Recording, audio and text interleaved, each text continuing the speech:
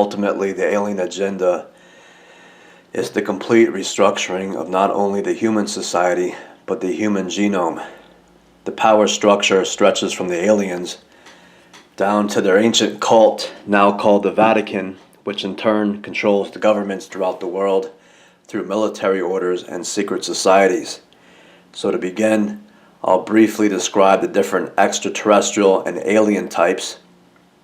If you are new to this, for more information, I'd highly recommend watching my documentary videos entitled Neanderthal Lecture, found on the Bulletproof Cyrus 13 channel, and the two videos on this channel called Trauma-Based Mind Control Part 1 and Part 2, and Adamus Gimpus Vaticanus. I'll first start with the extraterrestrial race known as the Dracs. The Dracs are what people are talking about when you hear reports of reptilian aliens. Dracs are an orange-red color and grow up to 8 or 9 feet tall. They are a deep cavern-dwelling race that live on a planet rotating a star known as Thuban or Alpha Draconis in the Draco constellation. Their race developed as a cannibalistic society. The Dracs are hermaphrodite, which means they are neither male nor female, yet lay masses of eggs that hatch baby Dracs, many of which are eaten by the older Dracs to survive. Instead of the surface of the planet, the Dracs developed in the caverns, discovering the use of fire and metals to create tools and later technology. They were big into genetic research experiments and mind control, in which different creatures were implanted and then controlled by the Dracs remotely, many of which were dinosaurs that they would implant and then control in fights. So Dracs would constantly screw with the genetic makeup of dinosaurs and animals on their home planet, which also had many issues with pollution and radiation. Their sun is getting to the point where their planet is not suitable for life, even deep in the caverns. So they are looking for other planets to inhabit, namely Earth, which the Vatican, CIA are working to make this possible for the Alpha Draconians. If it were not for the Pleiadians or human extraterrestrials who are at war with the Alpha Draconians, the Dracs would already have complete control of this planet long ago. So to put it simply, there is a war over planet Earth, with a great deal of the power structure siding with the Draconian invaders that give the Vatican CIA technology and power over others while they alter and then assume control of planet Earth. If the majority of the planet sides with the Vatican, the Dracs will completely take over this planet and begin genetic experiments on human beings as they restructure our way of life. The next alien race I will talk about is the Greys.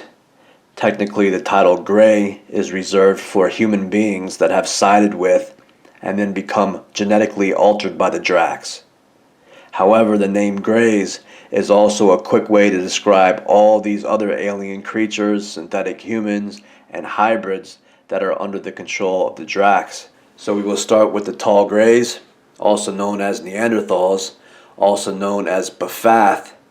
The Bafath started as the shorter Neanderthals, yet have increased their height due to genetics and selective breeding, and grow up to 7 to almost 8 feet tall.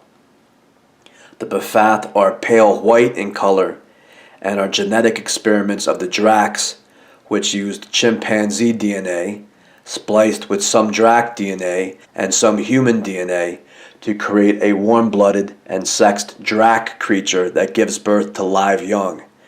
In prehistoric times on Earth, there was basically the same animal life as we have now. The only big difference was the dinosaurs at the top of the food chain. So when a comet struck the planet, vegetation died and almost all life slowly died off. The chimpanzees started to go into the caves and then into the caverns to, 1, escape predators, and 2, find food and water. Possibly the chimps saw bats or birds flying in and out of the caves, or followed rivers into the caves for adequate drinking water and managed to find a little bit to eat, mushrooms or frogs or whatever they could find, which probably wasn't much because sooner or later the chimpanzees began to consume each other. These are the Bafath, or tall gray aliens, photographed at the Bohemian Grove facility. This photograph was probably taken in the late 1950s sometime. By their telepathic methods, the Bafath agreed to show up in the flesh if these Vatican priests, shown center, and cult members, shown left, did something extremely evil like sacrifice 100 youths in one night to the Bafath. The Bohemian Grove facility is a military-controlled compound that represents itself as a campground vacation retreat for wealthy and influential men, such as politicians, etc. As most of you know, the Bohemian Grove facility features a pretend human sacrifice ritual in the form of entertainment. They have a giant stone owl that they light a human effigy on fire in front of, calling it the cremation of care. On other nights, only high-level cult members are invited there by the Vatican priests, where they conduct real human sacrifice rituals, where they kill people in all sorts of ways, disemboweling 25-year-old females and then leaving her on display among altars of fruit and offerings, for example, or throwing babies onto bonfires.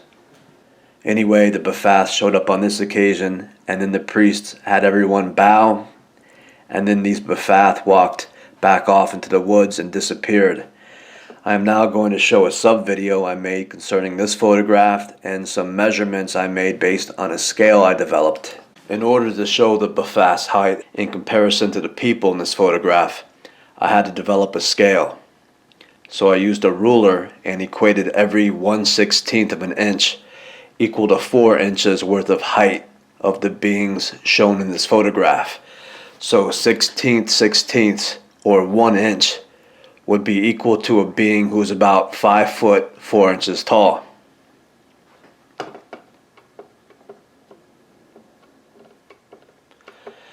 So that put most of the cult members, who are all on the left-hand side, to be around 6 feet tall. Using the scale, the shortest men were around 5 foot 6 inches tall to around 5 foot 8 inches tall, while the tallest men measured around 6 foot 4 inches tall or 6 foot 5 inches tall.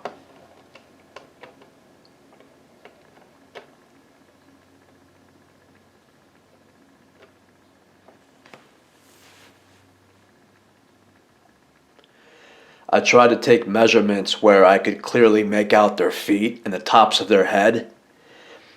It seemed that the priests shown in the middle weren't taller than 5.5 feet tall to around 6 feet tall. However, they were standing farther back in the photograph. Meanwhile, the Bafath shown on the right-hand side of the photograph measured a lot taller. Using the scale, most of the Bafath were 7 feet tall. The 3 tallest beings, according to our scale, measured at 7 foot 4 inches tall, registering as 1 6/16 of an inch on the ruler.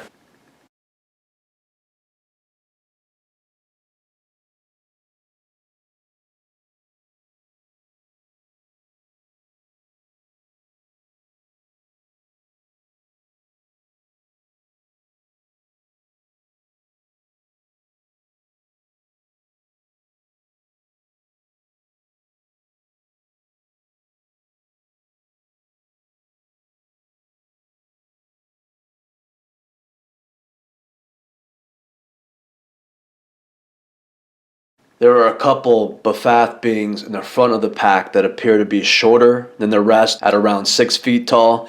However, they are also standing back some. They also appear to be a Bafath male and female who look more normal than the others. Their heads appear more human, and they are standing in the front. This is probably by design to make the Bafath look more acceptable to the cult members. They are probably not the leaders. If I had to guess who was, it would be the Bafath who was standing looking in the direction of the photo being taken. Next, we will discuss the short grays, or synthetic humans. The short grays have been described as being small, robotic alien beings with large black almond-shaped eyes and gray skin. In reality, they are about 3 feet tall and have blue skin, maybe because their diet includes lots of minerals like silver.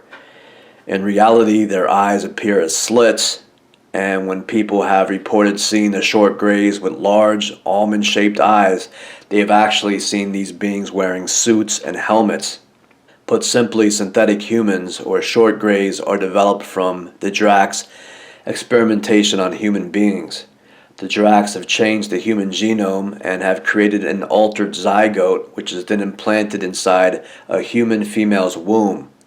Around the start of the third trimester, the synthetic human fetus is removed from the female and placed inside a test tube apparatus, which mimics the human womb for another 2 years. When they are removed from the test tube, they are essentially biological robots which are controlled by Drac energy systems and implants. They are about the height of most 2-year-olds, around 3 feet tall, and know the same as any newborn, which is almost nothing. They are controlled by alien computers and energy systems which propel the body around. The Dracs have experimented with many types of greys, but the classic robotic drone appears like this. There has been many reports of abductees being impregnated by aliens and later realizing that the fetus has been removed, and this is the process of creating synthetic human greys. The Dracs also keep abducted females unconscious in underground labs.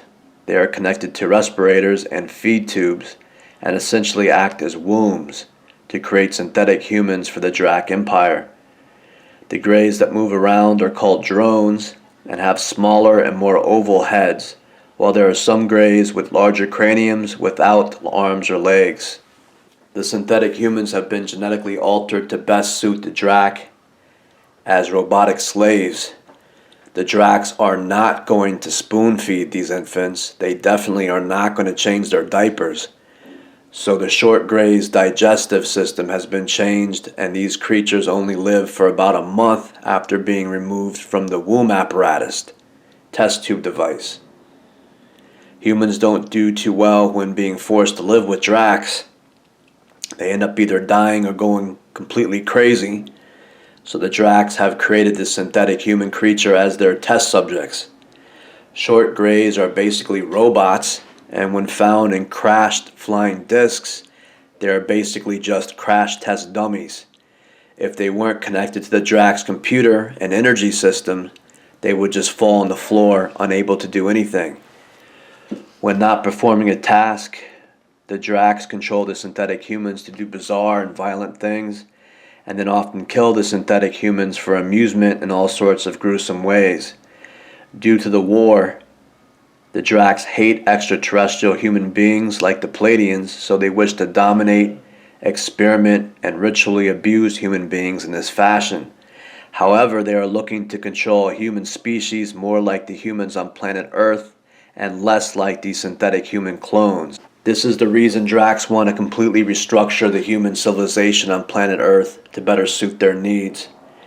They want older and more developed human beings for use in experiments and violent rituals, but understand that in order for this to work, the human civilization must raise their own offspring. The Dracs are not going to raise human beings themselves.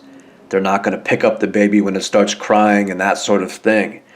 By allowing humans to raise their own offspring in a military prison-styled world will give the Dracs better test subjects to genetically alter and conduct mind control rituals on.